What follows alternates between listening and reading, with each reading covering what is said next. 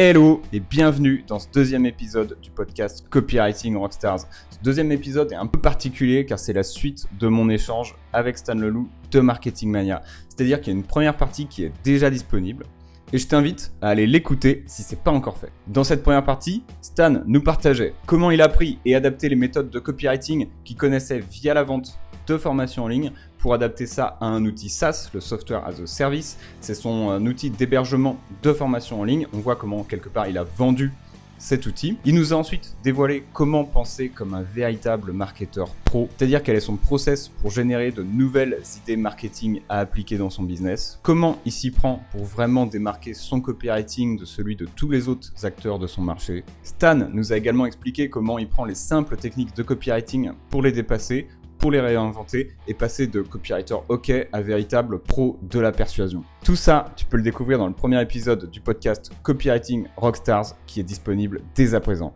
Et dans ce deuxième épisode, on change complètement de sujet. On entre dans les coulisses de Marketing Mania. Stan nous explique comment il fait du copywriting en équipe, comment il collabore avec son copywriter, comment il l'a trouvé, ce qu'il attendait de lui et à quoi ça ressemble de bosser dans une boîte comme Marketing Mania. Et petit teasing des familles, il nous partage aussi son process complet pour écrire ses fameuses pages de vente. Et sans plus attendre, je te laisse écouter tout ça dans la deuxième partie de notre échange. Et c'est marrant qu'on discute aujourd'hui, parce qu'hier, tu as fini ton lancement pour ta formation La Fusée, qui est ta formation en Facebook Ads. Et je sais aussi que l'année dernière, cette formation, c'est celle qui t'a poussé à chercher un copywriter et c'est un peu la première chose dont j'aimerais qu'on discute aujourd'hui. Est-ce que tu veux me dire un peu, toi, les frustrations qui t'ont poussé à chercher un copywriter pour toi alors que tu es déjà un tueur? Ouais.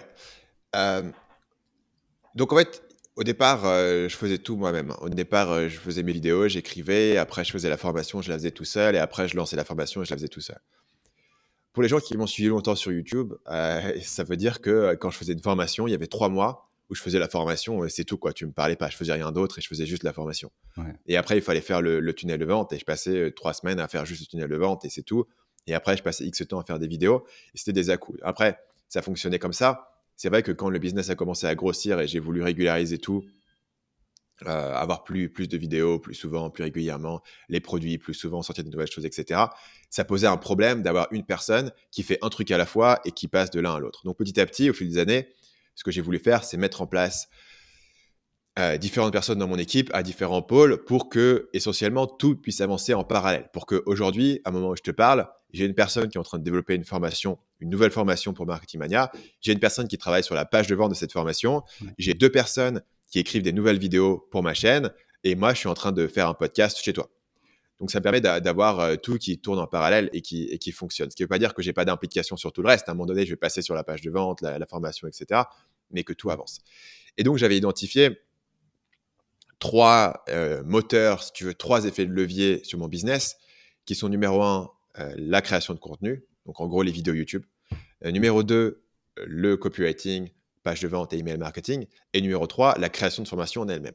Donc chaque année, si je peux avoir plus de contenu, plus de nouveaux produits à proposer à mon audience et le copywriting qui va avec ces nouveaux produits, c'est là où j'ai une croissance de mon business qui est régulière. Sinon, j'ai une croissance faite qui est linéaire, qui est juste chaque année, Stan fait un produit, 12 vidéos, et tu vois, grosso modo. Et là, avec ça, on est en équipe, je pouvais avoir. Donc, petit à petit, j'ai mis en place des gens. J'ai commencé par avoir des gens qui m'aidaient à écrire les vidéos. J'ai commencé à avoir des gens qui m'aidaient à créer les formations. Et finalement, j'ai commencé à avoir quelqu'un qui m'aidait à créer les produits. Le constat sur le copywriting, c'était que comme tu le sais, quand tu attaques un nouveau produit, tu as beaucoup de contexte en fait à charger. Donc pour moi, de faire un lancement sur un produit que j'ai fait moi-même, une formation comme ma formation sur le copywriting, ma formation Le Déclic sur la création d'audience ou ma formation sur la productivité, c'est une formation que j'ai créée moi-même, où j'ai fait les recherches à l'époque, j'ai fait le tunnel de vente, j'ai fait la page de vente, tout le contexte je l'ai, je comprends l'avatar client, je comprends les besoins, je comprends la mécanisation du produit, etc.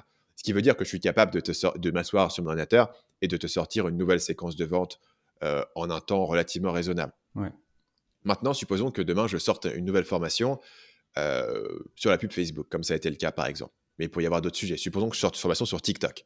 Maintenant, il faut que je fasse toutes les recherches sur le marché, sachant que moi, j'ai une grosse liste email, donc on se sort des sondages avec 500 réponses, tu vois. Donc, en fait, c'est un sondage qui te prend si tu t'y prends, si tu veux tout lire, plusieurs semaines potentiellement d'analyse, tu vois, juste sur l'analyse du sondage. Après, il faut ensuite construire un avatar client. On est assez méthodique sur tous ces éléments-là. Construire un arc narratif, il faut écrire une page de vente, il faut écrire des emails. Et donc, du coup, ça prend, il y a des semaines de boulot, en fait, dans le déroulement de l'ensemble de ce process. Donc, quand c'est quelque chose quand c'est une formation sur un sujet que moi je connais par cœur et que je peux dérouler le truc en ayant beaucoup d'informations déjà dans ma tête, ça passe encore. Mais quand c'est un sujet totalement nouveau, comme la pub Facebook sur lequel j'avais pas fait de contenu dessus depuis genre 2016, et on avait pris un expert pour travailler sur la formation, mais évidemment l'expert ne rédige pas la page de vente, il donne juste le contenu de la formation. Donc il fallait aussi sortir toute cette information et la structurer sur un travail de copywriting, et c'est là où ça avait du sens pour moi d'avoir une personne externe. Euh, voilà. Et sachant que, évidemment, l'idée, c'était de dire, je veux briser, en fait, si tu veux, ce plafond. Le plafond qui est combien de produits je peux sortir par an? Ben, 1, 2 maximum, quoi, si je suis tout seul. Maintenant, si j'ai un copywriter et j'ai une personne pour créer les formations, qu'est-ce qui m'empêche demain d'avoir une équipe de 5 personnes qui créent des formations en parallèle pour Marketing Mania, d'avoir une équipe de 3 copywriters qui sortent des pages de vente pour ces formations, et tout d'un coup, au lieu de sortir un nouveau produit par an et en gros une douzaine de lancements dans l'année, tu vois, sur des produits qui sont déjà existants, et je peux tout d'un coup potentiellement lancer 5 ou 10 nouveaux produits dans l'année et avoir 50 lancements. Et bien sûr, ça veut dire que je ne suis pas forcément limité à juste Marketing Mania. Ça veut dire potentiellement que je lance des nouveaux business, des nouvelles listes email, etc. Si tu veux. Mais une fois que j'en ai un, le bottleneck, il est brisé. Ouais. Et ça, je l'ai vu sur YouTube. Une fois que j'avais une personne pour écrire pour YouTube, je pouvais en avoir 2. Et maintenant, je pourrais en avoir 3, je pourrais en avoir 4. Et essentiellement, avoir arbitrairement autant de contenu que je voudrais, dans la limite, évidemment, du fait de pouvoir faire les retours, etc. Mais tu pourrais imaginer très bien pouvoir ensuite avoir des copywriters qui travaillent de manière parfaitement autonome, et quelque chose qui, pour la première fois, a brisé cette faiblesse fondamentale d'un business comme le mien, qui est tu te reposes sur une personne, en fait, qui est moi. Ouais. Ok, c'est super intéressant. C'est vrai que c'est un truc auquel j'avais pas pensé sous cet angle, où tu as beaucoup de coopérateurs, ils vont se dire, ok, l'entrepreneur, il a juste plus le temps. Toi, à ce moment-là, c'était plus au-delà de pas avoir le temps, puisque comme tu l'as dit, c'est de la copie, tu pouvais en débiter super vite parce que tu connais super bien tes produits, logique, et t'es bon en copie. Et là, la vraie problématique, c'est plus, ok, faut en fait sortir les produits des autres. Et là, tu devenais carrément en fait le copywriter de ces personnes. Et je comprends que du coup, ça puisse coincer parce que là, il y a une grosse nuance en fait entre effectivement être la personne qui fait les produits, qui connaît Ouais. l'audience, et être le copywriter. Et ça, c'est un truc auquel les copywriters pensent pas forcément, où ils disent ouais, on peut attaquer très très vite les travaux, alors que non, l'entrepreneur, il peut attaquer très très vite les travaux sur sa copie, Ouais. le copywriter pas forcément. Donc ça me parle. Et du coup, quand tu as cherché ce copywriter, toi, c'était quoi un peu qu'est-ce que tu cherchais chez ton copywriter? Euh, chercher une personne qui allait tu vois, maîtriser les techniques de copywriting. Donc, probablement une personne qui avait fait ma formation. Donc, le gars qu'on a recruté, c'était une personne qui sortait de la formation, qui avait exercé en tant que freelance pendant un certain temps, et qui, en fait, on a commencé à faire quelques missions avec lui en tant que freelance au départ. Et puis, avant de le recruter, maintenant, il est à plein temps. Mhm. Et du coup, je cherchais une personne qui était bien formée à toutes ces méthodes. Nous, on a une méthode de copywriting qui est assez structuré, assez analytique, enfin, à l'image de mon contenu pour les gens qui me connaissent. C'est-à-dire qu'on essaie vraiment de réfléchir et de structurer les choses et de réfléchir aux accroches, de réfléchir aux différentes techniques, etc. Donc, chercher une personne qui avait ça. Et ensuite, chercher quelqu'un qui allait être capable de capturer ma manière d'écrire, Mhm. de manière à ce qu'il y ait le minimum de réécriture nécessaire, en fait. Ouais. Et ça, c'est pas facile parce que voilà, capturer la manière d'écrire de quelqu'un d'autre, c'est quand même toute une compétence. Et lui, il a bien réussi à reproduire ma manière d'écrire. Et voilà, on avait commencé à faire quelques projets avec lui. Il me semble qu'on avait à un moment donné testé quelques autres personnes. Voilà, mais c'est lui qui avait vraiment bien rempli les choses. Donc moi, je cherchais ensuite quelqu'un qui allait pouvoir avoir une fiabilité, tu vois, vraiment quelqu'un à qui je peux donner le projet, et je sais que le truc il va sortir à la bonne date, avec le bon niveau de qualité, tu vois, c'est toujours un aspect assez important d'avoir une personne sur laquelle tu peux te reposer. Et puis après, moi je me dis, voilà, moi je peux apporter des idées, je peux apporter une relecture, je peux apporter ma petite patte au truc, mais je sais que le projet il repose pas sur mes épaules, tu vois, ce que Ouais. j'apporte c'est une surcouche ou un peaufinage, etc. Théoriquement, le projet pourrait exister totalement sans mon implication. Et moi, je peux apporter juste si ça apporte une qualité supplémentaire. Ok, je vois. Et parmi, du coup, là, tu as dit que lui, tu en avais un peu testé plusieurs. Et t'as lui qui s'est démarqué, donc il s'est démarqué un petit peu sur sa capacité à prendre ta voix, à ton ton, à être fiable. Est-ce qu'il s'est démarqué sur d'autres choses qui t'ont fait dire, ah, j'ai un gars où je peux me dire, putain, ça va broyer, quoi. Euh, Après, moi, je recrute beaucoup les gens sur un certain, par rapport à une certaine personnalité, en fait. Ouais. Une certaine manière de réfléchir. Mais ça, c'est plus plutôt qu'un truc de copywriter, c'est plus un espèce de fit culturel par rapport à l'entreprise. Mhm. C'est-à-dire que souvent, je recrute des gens qui ont pas mal de parcours dans l'entrepreneuriat. En fait, je discutais l'autre jour avec le copywriter, on était en train de déjeuner. Et ouais, c'est un gars qui a une expérience, à avoir fait de l'immobilier, il a une certaine expérience dans tout ce qui est crypto, tu vois. Tu vas souvent tomber sur des gens qui ont une vision un peu plus globale de l'entrepreneuriat, qui ont testé différentes choses, qui se sont un peu mouillés, etc. Et moi, c'est souvent quelque chose que j'ai tendance à apprécier. Parce que si je vois quelqu'un qui me dit, OK, mon rêve, c'est de faire du business en ligne, Ouais. je lui demande, t'as fait quoi comme business? Et il me dit, ah bah rien, j'attendais de travailler chez Marketing Mania. Et je me dis, bah dans quoi, tu vois, comment est-ce que tu as une passion pour le truc et tu as un rêve de faire les choses? Moi, j'ai beaucoup de personnes dans mon équipe qui sont des ex-entrepreneurs ou des gens qui ont fait un projet qui n'a pas marché. Tu vois, c'est OK si tu as fait un projet qui n'a pas marché. C'est pas un reflet nécessairement de tes compétences. On a tous, quand on a commencé, fait quelques projets qui étaient un peu mal branlés, quoi. Enfin, c'est assez standard. Ouais. Mais si tu n'as jamais rien fait et tu t'es jamais lancé dans quoi que ce soit, ça démontre potentiellement un problème sur tes capacités de passage à l'action, ton enthousiasme, ta motivation, et ça pose un problème de sincérité par rapport à ta supposée passion, tu vois, sur le business Ouais. en ligne. Dans la mesure où, normalement, tu démarres. En fait, normalement, quand tu démarres, tu as un espèce d'enthousiasme du débutant et qui te fait croire que tu vas facilement pouvoir lancer un business et gagner ta vie, etc. Mhm. Tu découvres que c'est pas le cas, mais au moins, tu vois, as testé quelque chose et tu as lancé quelque chose, tu t'es mis un peu les pieds dans le plat. Donc, même si c'est pas strictement parlé un critère obligatoire dans mon équipe, c'est vrai que, à l'exception de peut-être une personne, toutes les personnes qui sont rentrées dans l'équipe ont eu en fait ce parcours de faire différents projets. Et parfois, en fait, au moment de les recruter, je sais même pas tous les projets qu'ils ont fait en fait. Ouais. Au moment de recruter le copywriter, je savais pas tout ce qu'il avait fait par ailleurs et tout ce qu'il avait testé. Et en fait, en discutant avec lui, ouais, c'est assez logique, tu vois. Donc, c'est une espèce de personnalité que moi je recherche dans mon équipe globalement. Et la raison pour laquelle je cherche ça, en fait, c'est parce que à une certaine période, je faisais de la prestation et je faisais de la prestation en pub Facebook. Et quand je faisais de la prestation en pub Facebook, je travaillais avec beaucoup de gens qui étaient responsables marketing dans une PME de 20 ou 30 personnes, tu vois, une PME random française que tu pourrais imaginer. En fait, tu parles à cette personne et c'est une personne qui est juste là pour faire son job et rentrer chez elle. Et tu vois, c'est une personne qui n'a pas grand-chose à foutre en fait de ce que tu lui racontes. Mhm. Moi, j'étais là, un mec, tu vois, genre j'ai 23 ans, je bouffe du marketing 24 heures sur 24, je suis en train de te vendre mon service, je suis trop chaud. Et en face, j'ai quelqu'un qui est en mode, ouais, moi, j'ai mes objectifs, tu vois, j'ai mon quota de trucs à faire, mes opérations marketing, j'ai mon petit budget, je gère mon truc, etc. Ce qui n'est pas une critique sur ces personnes, mais c'est vrai que pour moi, euh, il y avait une friction énorme, tu vois, de Mhm. communiquer avec des gens qui, je pouvais le sentir, n'avaient avaient pas la même passion et pas le même intérêt. Pour eux, c'était juste un job. Voilà, bah ouais, je fais du marketing dans cette petite PME, tranquillou, tu vois.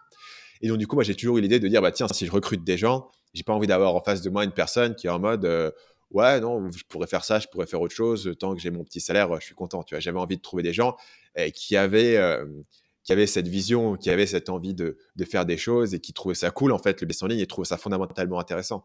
Et imagine, pour écrire des pages de vente, pour des formations sur le business en ligne, si tu trouves pas ça fondamentalement fascinant comme sujet, ça va être compliqué d'écrire des pages de vente qui font kiffer les gens parce que du coup, tu vois, tu peux. Donc c'est. Et globalement, j'essaie de trouver ces personnes qui ont cette passion. Et après, c'est pas dur de les trouver pour moi puisque du coup, généralement, ces personnes, elles sont dans ma liste email. Donc voilà, je les recrute comme ça. Oui, c'est clair. C'est clair, ça, il y a un truc que les entrepreneurs auxquels ils pensent pas du tout. C'était Romain Collignon qui disait toujours ça. Il disait, ouais, je galère à trouver X profils. Et Romain, il disait juste, t'as demandé à ta liste. Et la personne Ouais. disait non. Et en fait, juste la liste, c'est vrai que c'est juste la base, à la base, quoi. Et ça paraît, tu vois, ça paraît évident quand tu dis Marketing Mania. Évidemment, il a des gens dans sa liste qui se connaissent en marketing. Mais en fait, tu regardes même des gens qui font genre du fitness Ouais. et ils veulent une personne pour faire du montage vidéo. Si tu as une liste de fitness suffisamment grande, il y a une personne dedans qui fait du montage vidéo. Et cette personne qui est passionnée par ton contenu et qui fait vite fait un peu de montage vidéo va probablement être une meilleure personne dans ton équipe qu'un monteur vidéo super qualifié, mais qui ne s'intéresse pas à ton contenu. Parce que finalement, les compétences d'un point de vue purement technique, tu peux les apprendre. Et moi, pendant longtemps, j'ai recruté des gens pour faire du montage vidéo qui n'avaient jamais vraiment fait de montage vidéo avant. Ils avaient vite fait une petite notion du truc, mais très vite fait. Et simplement, ils connaissaient la chaîne, ils appréciaient le truc. Et finalement, c'est des meilleurs employés qu'une personne qui ferait juste du pur montage, mais qui n'a pas le contexte. Et donc, du coup, pour beaucoup de gens, même si tu as une liste qui n'a rien à voir avec le marketing, l'entrepreneuriat, etc., tu auras dans cette liste des personnes qui sont intéressées par le sujet. Et c'est plus facile d'enseigner à une personne des compétences entrepreneuriales, marketing, que d'enseigner à une personne la passion de ton sujet. Ouais. C'est vrai. C'est une bonne remarque. Une très bonne remarque. Et je vais revenir sur sur ta collaboration du coup avec ton copywriter là. Est-ce que tu veux nous dire un petit peu, me dire, mais bon, à la personne aussi qui nous écoute, est-ce que tu veux nous dire un peu à quoi ça ressemble en fait la manière dont vous travaillez ensemble au niveau du process, au niveau de ton implication, des différents en fait rendez-vous que vous pouvez avoir, à quoi ça ressemble vous lancez un projet, un produit, comment ça se passe? Ouais. Donc, actuellement, on a une page qui est en cours et qui est à l'étape de ce qu'on appellerait nous un arc narratif. Donc, je vais revenir au départ. En gros, le brief initial ne vient pas de moi. Le brief initial est établi en collaboration avec la personne qui crée la formation. Puisque la personne qui crée la formation a commencé par faire un sondage, à établir un avatar client, les besoins, etc. Donc, juste pour le besoin de la création d'informations, il y a déjà beaucoup de contexte qui a été produit. Ensuite, ce contexte, ça va faire un brief qui va être donné au copywriter. On dit grosso modo, voilà le projet qu'on a, voilà le sommaire prévisionnel de la formation, voilà les intervenants qu'on pourrait avoir à l'intérieur, voilà ce qui est contenu dedans, voilà l'angle qu'on a choisi sur la formation, etc. Donc, tu as déjà quelque chose qui n'est pas final puisque c'est en parallèle du processus de création de formation, ce qui est tout l'intérêt d'avoir plusieurs personnes pour le faire. Ouais. Mais ils vont avoir, eux, une conversation toutes les semaines. Donc, voilà, moi, je n'ai pas autant d'implication que ça dans ce processus-là.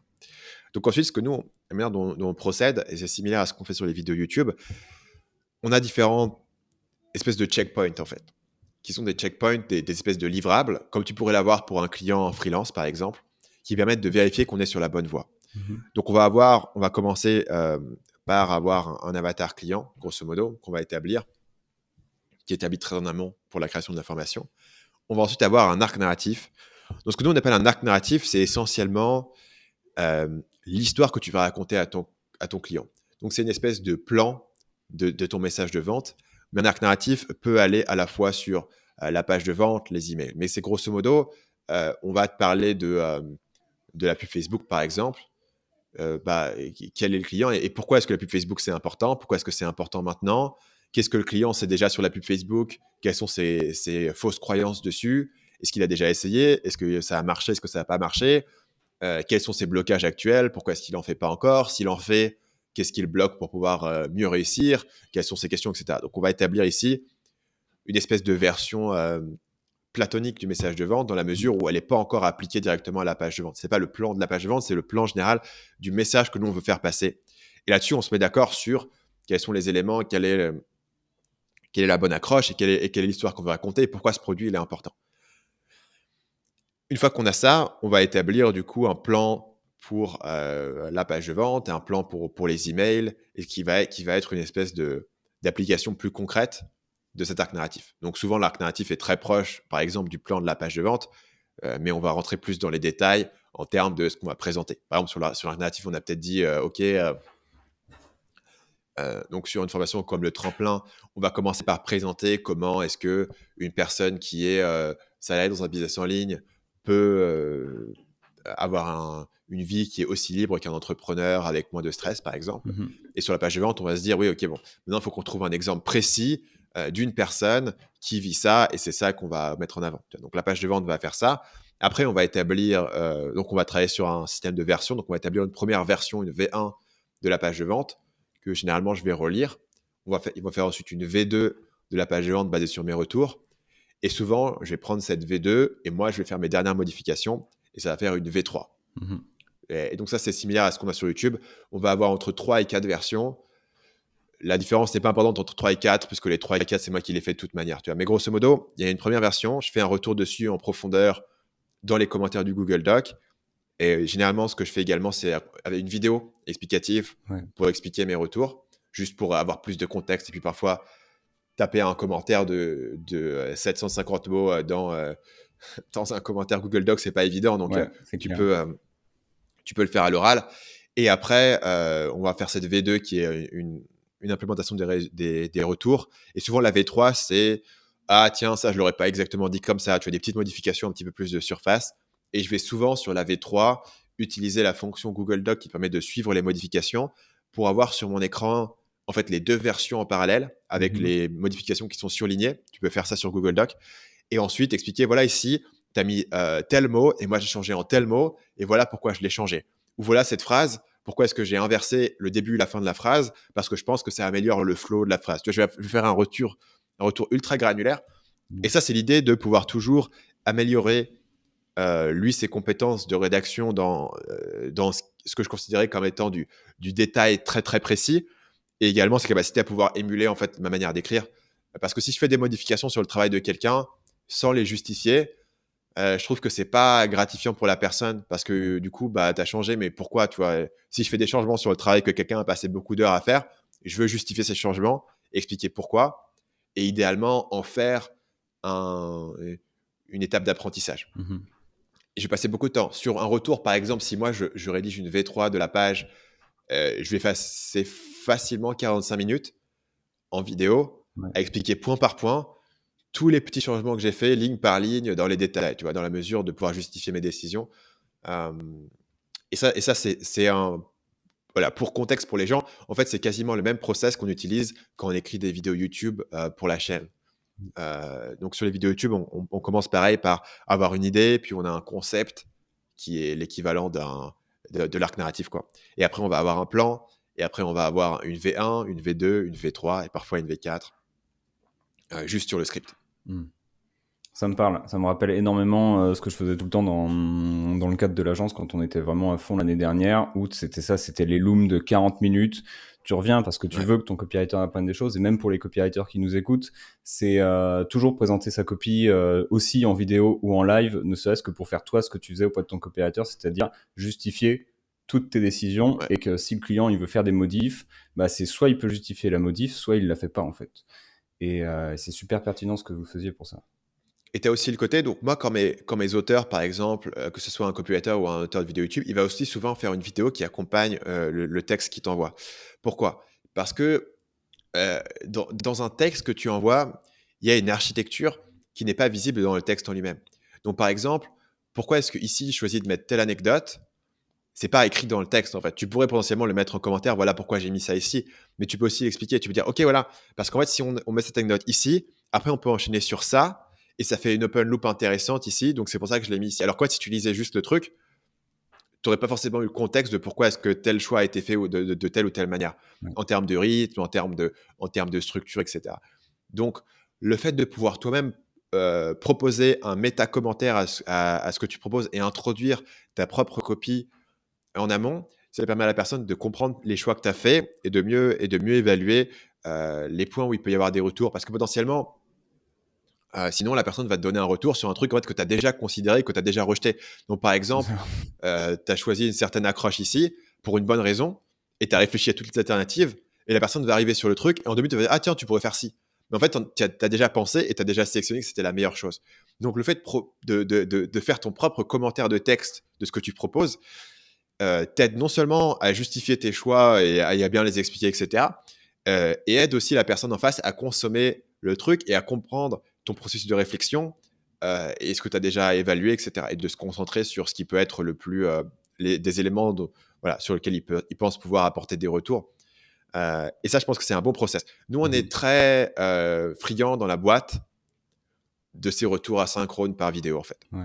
Parce que s'il faut que je te coince sur un appel de 45 minutes pour te faire un retour sur le truc, ça plombe tout le monde. Tu vois. Moi, ça me plombe, toi, ça plombe tout le monde. Si tu peux le regarder quand tu veux, en x2, et l'avoir dans un document, et prendre des notes dessus si tu veux, et plus tard, revoir tes notes ou revoir le truc. Si d'autres personnes dans la boîte peuvent le voir, ça c'est aussi un autre point. Aujourd'hui, je fais un retour sur une vidéo YouTube. Je sais que euh, l'autre auteur qui n'est pas dans cette vidéo va aussi le regarder pour voir ce que j'ai dit, pour voir ce qui a été dit. Et parfois même, d'autres personnes de la boîte vont le regarder pour donner des retours.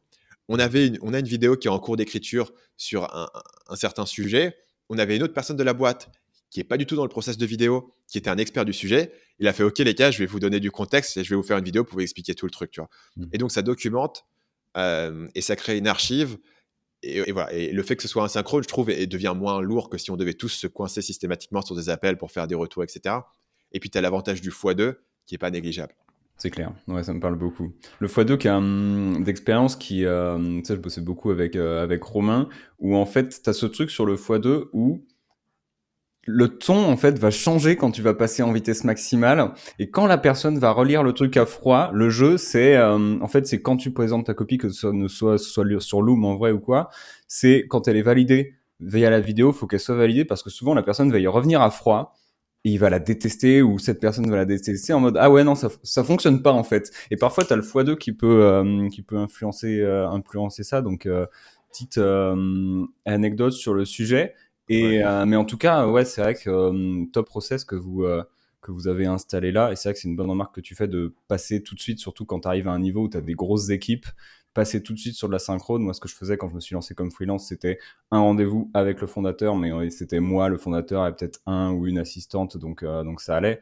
Mais dès qu'il commence à y avoir beaucoup de personnes, tu peux pas genre dire, ok, on se retrouve à 4. Ça, on l'a fait avec l'agence pareil. À 4 sur de la copie, c'est juste, c'est la cacophonie, c'est le bordel, et c'est impossible de trouver un créneau pour réunir tout le monde. Donc, Moi, littéralement, j'ai des appels du trimestre. Donc, j'ai 2 appels sur le trimestre parce que j'ai les 2 boîtes. J'ai Marketing Mania, j'ai Schoolmaker. On va faire chaque fois un appel du trimestre avec tout le monde. En dehors de ça, je suis jamais sur un appel avec plus d'une personne, en fait. Ouais. Il me semble qu'il y a de temps en temps des appels à 3 qui se font, mais moi, je suis pas dessus. Mais même ça, c'est rare, en fait. Parce que c'est pas nécessaire. Et si tu as besoin de communiquer une information à plus d'une personne, tu peux juste faire une vidéo et puis les gens peuvent les regarder dans leur temps nécessaire. Et moi, personnellement, je suis pas un grand fan de faire un max d'appels. Je trouve que c'est compliqué, en fait, si tu écris beaucoup, un appel, en fait, c'est fini. Ta demi-journée, elle est finie, en fait, juste au bout d'un appel. Donc, du coup, je suis assez prudent là-dessus. Et par le fait, tu sais, c'est un peu ce truc où en fait l'entreprise hérite un peu du tempérament de son fondateur par sélection des gens et aussi par émulation. Et donc les gens ont beaucoup de gens ont hérité un petit peu de cette aversion aux appels dans l'équipe, ou en tout cas du fait d'être assez circonspect là-dessus et d'être assez prudent sur les appels. Et du coup, par ailleurs, de pas mal utiliser les vidéos en asynchrone. Ce qui est finalement assez récent, parce qu'il y avait un moment où on faisait des appels toutes les semaines assez régulièrement avec différentes personnes. Il y avait plein de petits appels par-ci par-là, et il y avait plein d'updates par appel. Et en final, maintenant, il y a beaucoup de ces éléments-là qui ont été remplacés par des vidéos. Par exemple, tu vois, on est au total, je crois, sur une boîte, on doit être 8 et l'autre 6, tu vois, un truc comme ça. Et donc, sur chaque boîte, Marc, qui est un peu le responsable opérationnel, va faire chaque mardi une vidéo qui explique tout ce qui s'est passé dans la semaine et tout ce que tout le monde a fait, tu vois. Et donc, ça va être une vidéo qui dure environ 7 minutes, que tu regardes en x2, donc c'est 3,5, qui te dit tout ce que tout le monde a fait et tous les updates sur tous les projets et sur tous les objectifs. Donc, d'une part, chaque semaine, tout le monde dans l'entreprise a une update sur les objectifs, et donc ça te rappelle quels sont les objectifs les plus importants, et ça te force à les avoir tous les semaines devant les yeux. Tu sais ce que tout le monde fait sans avoir besoin de faire un appel avec tout le monde. Ouais, ok, vas-y, machin, tu fais quoi Avant, on faisait ça, mais on faisait ça quand on était 3 ou 4, tu vois. Ouais. Une fois qu'on est devenu 5 ou 6, c'était l'enfer, parce qu'en fait, tu passais 2 heures dans l'appel où 80% du temps, ce qui se disait ne t'intéressait pas. Enfin, moi, tout m'intéressait. Mais si tu étais une personne qui travaillait sur les vidéos, 80% du temps, on parlait d'une formation qu'on va lancer, etc. Ce qui est fondamentalement intéressant. Mais as-tu besoin de suivre toutes ces discussions dans les détails? En fait, non. Tu peux juste avoir une update et tu sais, OK, bon là, la formation, hein, ils en sont au module 3 et elle va sortir dans 3 semaines. C'est tout ce que tu as besoin de savoir. Et voilà, et c'est pour ça qu'on a arrêté en fait de faire de manière hebdomadaire un meeting qui rassemblait tout le monde, ce qui fait que les gens sont rassemblés vraiment littéralement 4 fois par an en fait sur un appel. Ouais, je comprends. Ok. C'est vrai que bon, je vais pas revenir sur le parcours de l'agence, mais les appels c'était j'écoutais un podcast de toi là justement qui disait ça quand tu avais justement la vengeance en Facebook Ads où à la fin quand tu étais vraiment, vraiment au sommet de l'agence et que tu avais maximum évolué. Donc, c'était peut-être en 2014, 2015 ou 2016, je sais plus. Ouais, je pense 2016. Fin 2015, je pense, fin Ouais. 2015. C'était à ce moment-là, tu racontes que tu passais juste tes journées à faire des appels, quoi. Et tu faisais plus ton taf, en fait.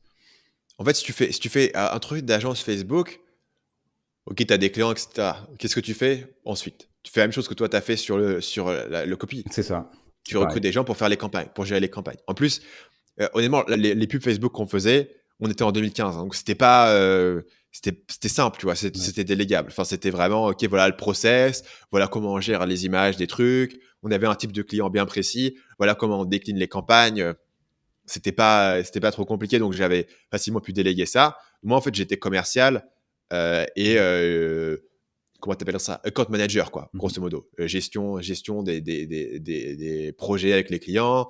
Et en plus, c'était chiant, tu vois. C'est typiquement, je vous envoie un spreadsheet avec tous mes résultats. Ah non, on peut pas s'appeler pour en discuter. Tu vois. Et c'était pré-loom. Si je t'avais envoyé une vidéo, les gens ils se seraient dit mais qu'est-ce qu'il m'envoie une vidéo ce mec-là et il est taré. Ouais. Donc il fallait l'avoir au téléphone. Tu vois. Il fallait l'avoir au téléphone pour expliquer ce que tu avais marqué sur ton tableur Excel. Tu vois. C'était une autre culture, si tu Mhm. veux. Moi, je pense pas que je sois une personne qui soit bien adaptée de toute manière à faire de la prestation de service. Parce que j'ai envie de travailler de ma manière, j'ai envie de faire un peu mon truc, d'être créatif, etc. Mais évidemment, tu es prestataire de service, il faut travailler de la manière dont tes clients ont envie de travailler. Si tes clients, c'est des PME un peu plus traditionnels, tu ne veux pas dire, ok, les gens, je vous envoie un rapport, on va jamais se parler, etc. Ils ont besoin d'être parlés, ne serait-ce que pour être rassurés, en fait. On faisait des appels où il n'y avait pas de nouvelles informations qui étaient communiquées, puisque les informations, elles étaient dans le tableur. Et eux, ça ne les intéressait pas d'avoir les détails de la pub Facebook, donc j'avais rien de plus à leur dire. Mais juste, voilà, c'était leur manière de travailler, tu vois. Et très bien, moi, j'ai pas de problème avec ça. C'est juste que, du coup, j'étais pas forcément très adapté pour faire ce genre de choses, sachant que mon objectif, c'est plus de maximiser le temps de travail profond et, euh, et de minimiser les appels. Ce qui veut pas dire limiter nécessairement tu vois, la communication. Moi, j'aime bien parler avec les gens, échanger, mon équipe, etc. Ils sont tous très performants, mais finalement, euh, le but, c'est pas de communiquer un maximum. Le but, c'est que chacun puisse faire son travail un maximum et que tu communiques juste sur l'essentiel, en fait. Mhm. Et quand tu as des gens qui te disent, enfin, euh, chez Amazon, Jeff Bezos avait mis un principe qui était de dire, on veut faire des équipes qu'on peut nourrir maximum avec 2 pizzas. Donc, si une équipe est trop grande, il y a plus de 2 pizzas, ça marche plus. Et la notion, donc il faut en gros faire 2 petites équipes, en fait, Mhm. séparer en deux. Et la notion, c'était de se dire, tu veux pas avoir un projet où il y a vraiment des dizaines de personnes qui doivent communiquer parce que tu passes tout ton temps à communiquer, et plus d'avoir une autonomie et que chacun puisse voilà, communiquer au minimum et passer le maximum de son temps à bosser. Et moi, j'ai un petit peu cette même philosophie, dans la mesure où euh, plus il y a de gens qui sont impliqués dans un projet, plus tu communiques, plus tu as d'appels, etc., ça ajoute beaucoup de friction. Et, euh, et dans la mesure où cette friction, elle tombe en plus sur moi, c'est un truc que j'essaye d'éviter parce que après, j'ai l'impression très rapidement, en fait, tu fais un appel par semaine avec une personne et tu as 12 personnes dans ton équipe, c'est fini, quoi. Tu vois, game Mhm. over, quoi. Ouais. Ta vidéo YouTube, tu T'as peux plus oublié écrire. quoi. Enfin, tu vois, c'est Ouais. c'est très rapidement, en fait. Et seulement avec 12 personnes. Mhm. Donc maintenant, bah, je me projette et je me dis, OK, dans quelques années, j'en aurai 60, tu vois. Ouais. Donc, comment je fais? Certes, tu as des niveaux de management, mais en fait, moi, aujourd'hui, j'ai envie de parler qu'avec une personne qui parle à tout le monde après, derrière, et puis faire des retours asynchrones sur des projets. Voilà. Et ça fonctionne très bien, en fait. Ouais, c'est juste. Voilà. Ça me fait penser que là, il y a, comme c'est des copywriters freelance qui nous écoutent, ils se disent peut-être, putain, ça c'est loin pour moi, mais en fait, que ce soit des appels avec l'équipe ou que ce soit des appels avec les clients, t'as ce truc capital de te dire, si tu prends 12 appels dans ta semaine, tu vas rien foutre, en fait, d'autre Ouais. que faire des appels. Donc, Ou alors, tu trouves un moyen de les consolider. Moi, j'ai aussi ouais. un truc où je fais les appels normalement le mardi après-midi. Donc, Hmm. si tu as 12 appels et que tu as un appel par demi-journée, ta semaine, elle est finie. Ouais. Un appel lundi matin, un appel lundi après-midi, Mhm. etc., sur toute la semaine, ta journée, elle est finie. Si tu peux faire tes 12 appels et les consolider sur 2 après-midi, tu as sauvé une partie de ta peau. Et là, c'est encore la question de, tu travailles avec des clients et que le client te dit, voilà, moi je suis dispo le lundi à 10h30. qu'est-ce que tu fais? Est-ce que tu fais le mec qui est non, moi je fais des appels que le vendredi après-midi, tu vois, entre 15h30 et 17h, ou est-ce que tu prends l'appel, tu vois? C'est aussi cette question de flexibilité. Je pense que dans l'optimal, tu vois, il y a un article très intéressant d'un gars qui s'appelle Paul Graham, qui est un espèce de gourou de la startup américaine, qui s'appelle Maker Schedule, Manager Schedule, qui est l'idée que si tu veux être un maker et faire des choses, et lui il pense notamment aux programmeurs, il faut avoir des longues plages de temps non interrompues, donc mettons 3 heures de travail non interrompues. Et si tu es un manager, c'est plus des plages de 15 minutes où tu fais des petits appels, des réunions, des machins, des retours, des emails, etc. Et que les deux n'étaient pas exactement compatibles. Et une de ses recommandations pour un fondateur de startup qui est aussi un créateur, donc en l'occurrence, tu vois, un développeur qui est à la fois fondateur de startup, c'était de trouver différentes plages de temps. Donc notamment une implémentation régulièrement utilisée, c'est d'avoir le matin maker et l'après-midi manager. Et donc, tu écris potentiellement ta copie pendant les 3 ou 4 heures du matin et l'après-midi, tu vois, tu manages. Et ça peut être fonctionnel. Moi, ce que j'aimerais, ce serait qu'à un moment donné, cette notion, elle soit tellement répandue que tout le monde, en fait, naturellement, fasse les appels dans l'après-midi, par exemple. Tu vois, que ce soit un truc assez répandu et voilà. Bon, après, c'est compliqué pour moi parce que je suis dans une autre zone horaire. Donc, en fait, oui, parfois, j'ai besoin que les gens fassent des appels le matin pour parler avec moi. Mais tu vois, c'est un petit peu cette idée de comment est-ce que tu peux segmenter les deux, en fait. Et cette idée qu'un appel d'1 heure, en fait, il ne te prend pas 1 heure. Un appel d'1 heure, il te prend cette demi-journée parce que si au milieu de la demi-journée, tu ne vas pas écrire avant ou après, ou en tout cas, ce serait compliqué en termes de contexte, de charger le contexte dans ton cerveau, d'écrire 1h30, de faire un appel d'1 heure et de réécrire 1h30 et d'imaginer que tu vas perdre aucune efficacité. Enfin, ça, même moi, avec des années d'expérience, pour écrire des vidéos que j'ai l'habitude d'écrire, j'aurais du mal à tenir ce genre de contraintes. Ouais, c'est clair. Je crois que c'est d'ailleurs un truc dont on avait parlé dans le podcast qu'on a fait ensemble chez toi. Donc déjà, j'invite toi, la personne qui nous écoute, à aller écouter ce podcast dans lequel on avait parlé du fait que moi, à l'époque, je faisais aussi des journées à thème où c'était, par exemple, lundi, tu prends des appels, tu fais de la gestion, tu fais tous ces trucs qui sont pas de la copie. Mardi, mercredi, tu fais de la copie, tu fais rien d'autre et t'es pas dérangeable. Jeudi, par exemple, tu fais du contenu et tu prends des appels le jeudi après-midi. Et vendredi, si tu as envie d'être off jusqu'au dimanche, tu es off jusqu'au dimanche. Mais c'est vrai que tu as ce truc qui permet de vraiment segmenter les temps. Parce que dire, ok, je fais un appel, je retourne faire de la copie, je fais un autre appel, je retourne faire de l'autre copie, tu fais juste rien pendant 3 jours et tu avances sur rien du tout, quoi. Donc ouais, je te rejoins là-dessus. Voilà. Et tu penses, par exemple, pour des gens qui sont freelance, dans quelle mesure est-ce que tu peux quand même, à mon avis, mettre des plages horaires sur lesquelles tu prends des appels ou pas? En fait, ça dépend de qui est le plus rigide, toi ou ton client. Ouais. Idéalement, c'est toi le plus rigide et le client il fait bon, ok, très bien, le mercredi après-midi et ça me va, tu vois. C'est ça. Si le client il est aussi méga rigide, tu peux avoir un conflit d'agenda. Mais... Ouais, ça me parle. Pour les clients rigides, de ce qu'on avait trouvé, c'était, on y revient, c'était Loom. Hein. En vrai, vas-y, on fait un Loom, tu me fais des commentaires, je te pose mes questions, et tout ce qui peut passer par Loom, passe par Loom, quoi. Ouais. Mais ouais, et c'est très juste ce que tu dis sur carrément. c'est qui va être le plus rigide, et c'est vrai que techniquement, si le freelance, il veut être libre, quelque part, dans ce qu'il fait, il faut être le plus rigide, quoi. Merci. Merci beaucoup Merci pour à ton toi. invitation, c'était un plaisir d'être là pour l'inauguration. Yes, merci infiniment d'être venu, et du coup, je te dis à très vite. Ça marche. Salut à toi, salut à tous. Merci d'avoir écouté cet échange jusqu'au bout. Pour rappel, tu peux écouter la première partie de l'échange que j'ai eu avec Stan dans le premier épisode du podcast Copywriting Rockstars. Dans ce premier épisode, on revenait avec Stan sur comment prendre les techniques de copywriting et les appliquer à d'autres marchés que le marché de l'infoprenariat. Stan nous expliquait ensuite comment il s'y prend pour penser comme un véritable marketeur pro et générer de nouvelles idées marketing pour son business. Et enfin, on voyait ensemble comment dépasser les simples techniques de copywriting, comment les réinventer, comment les mélanger et passer de copywriter OK à véritable pro de la persuasion.